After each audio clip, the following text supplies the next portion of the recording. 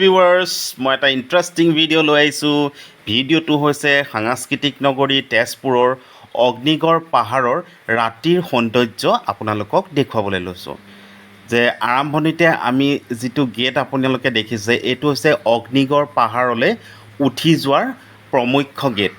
ইয়াৰ left ছাইডে আপোনালোকে যিটো কাউণ্টাৰ দেখিছে তাতে কি আছে টিকটৰ ব্যৱস্থা আছে টিকটৰ মূল্য হৈছে 20 টকা 20 টকা লৈ কিনে আপোনালোকে এই গেটটোৰ মাধ্যমেৰে ওপৰলৈ উঠি যাব লাগিব আৰু ইয়াত দেখিছেনে বৰ্ডখনত অগ্নিগড় পাহাৰৰ যিখন ছাইনবোৰ্ডখন আপোনাৰ কাষতে তেওঁলোকে লিখি থৈছে ইয়াত দেখিছেনে পৰ্বতৰ প্ৰথম উঠাৰ লগে লগে আপোনালোকে দেখিবলৈ পাব উষাই এটা কলচীৰে পানী কেনেকৈ পেলাই আছে তাৰ এক দৃশ্য ইয়াত দৃশ্যমান হয় প্ৰথম অৱস্থাতে উঠাৰ লগে লগে তাৰপিছত আমি আগুৱাই যাওঁ আৰুনো কি আছে আপোনালোকেও চাওক আমিও চাওঁ বলক ভিডিঅ'টো ষ্টাৰ্ট কৰোঁ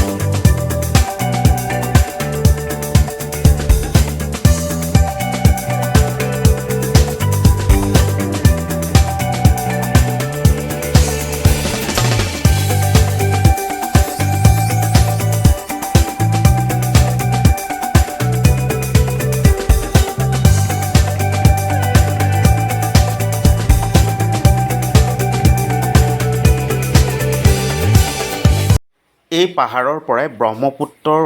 সৌন্দৰ্য সুন্দৰভাৱে দেখা যায় যিহেতু আমি যোৱা কিছু পলম হৈছিলে সন্ধিয়া লাগু হৈছিলে তথাপিও যিমান পাৰোঁ তিমানখিনি আপোনালোকক দেখুৱাবলৈ লৈছোঁ ইয়াৰ পৰা ব্ৰহ্মপুত্ৰৰ যিটো দৃশ্য তাক সুন্দৰভাৱে দেখা যায় আৰু ব্ৰহ্মপুত্ৰৰ সৌন্দৰ্য আপোনালোকে উপভোগ কৰিব পাৰে দেখিছেনে আমি যিমান পাৰোঁ তিমানখিনি কেপচাৰ কৰি পেলাই আপোনালোকক দেখুৱাইছোঁ গতিকে ইয়াৰ পৰা আপোনালোকে ব্ৰহ্মপুত্ৰৰ যিটো এটা সন্ধিয়াৰ সৌন্দৰ্য তাক সুন্দৰভাৱে দেখা যায় এয়া চাওক আপোনালোকেও তে ইয়াত এটা আপোনাৰ পিলাৰ দেখা গৈছে ডাঙৰ এইটো পিলাৰ নিৰ্মাণ কৰি থৈছে এই পিলাৰটো আপোনাৰ অগ্নিগড় পাহাৰৰ ওপৰতে অৱস্থিত গতিকে ইয়াত আৰু কিছু দৃশ্য আপোনাৰ দেখা গৈছে ইয়াত দেখা গৈছে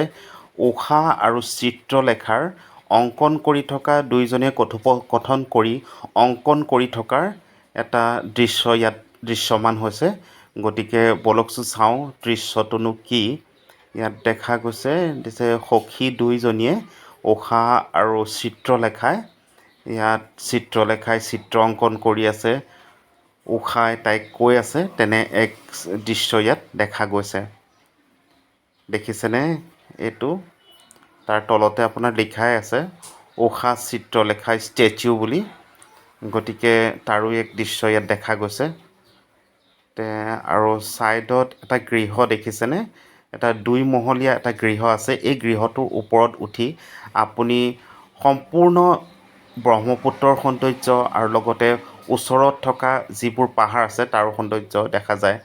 আৰু ইয়াত দেখিছেনে হৰিহৰৰ যুদ্ধ ভাগো সুন্দৰভাৱে উপস্থাপন কৰিছে যে উষা আৰু অনিৰুদ্ধক লৈ যি যুদ্ধ হৈছিলে প্ৰেম কাহিনীক লৈ যি যুদ্ধ হৈছিলে তাত শিৱ আৰু কৃষ্ণৰ যি যুদ্ধ হৰিহৰৰ যি যুদ্ধ তাক সুন্দৰভাৱে ইয়াত উপস্থাপন কৰিছে মূৰ্তিৰ মাধ্যমেৰে তেওঁলোকে এয়া দেখিছেনে ব্ৰহ্মাদেৱে মাজতে হৰি আৰু হৰ যুদ্ধ কৰিব নালাগে তেওঁলোকক দুইখন হাতেৰে বাধা দিছে তাৰো এক দৃশ্য ইয়াত দৃশ্যমান হৈছে তেন্তে বলকচোন আগুৱাই গৈ থাকোঁ আৰুনো কি আছে ইয়াত দৃশ্য যিহেতু ইয়াত হৰি আৰু হৰৰ যুদ্ধভাগৰ দৃশ্য আমি চাইছোঁৱে, তথাপিও আগুৱাই গৈ থাকোঁ আৰুনো কি দৃশ্য ইয়াত দৃশ্যমান হৈছে বা আৰুনো কি সৌন্দৰ্য ইয়াত দেখা গৈছে, ব'লক আমি আকৌ আগুৱাই যাওঁ।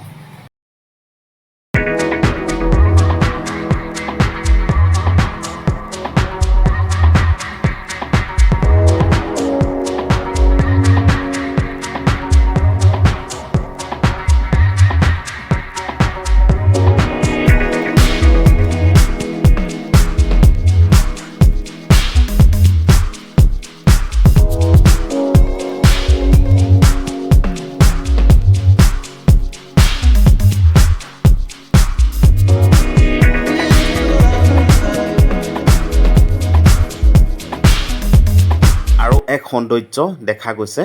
যে কাঠফুলা আৰু তাৰ তলতে এটা প্ৰকাণ্ড বেং তেওঁলোকে ইয়াত অংকন কৰিছে। যথেষ্ট সুন্দৰভাৱে তেওঁলোকে ইয়াত বনাইছে, গতিকে সিও এক লেখত ল'বলগীয়া পদক্ষেপ। গতিকে যথেষ্ট কষ্ট কৰিছে অগ্নিগড় পাহাৰখন নিৰ্মাণৰ ক্ষেত্ৰত। গতিকে বৰ সুন্দৰ লগা পৰিৱেশ দেখিছেনে আপোনালোকে, কাঠফুলা আৰু তাৰ তলতে এটা প্ৰকাণ্ড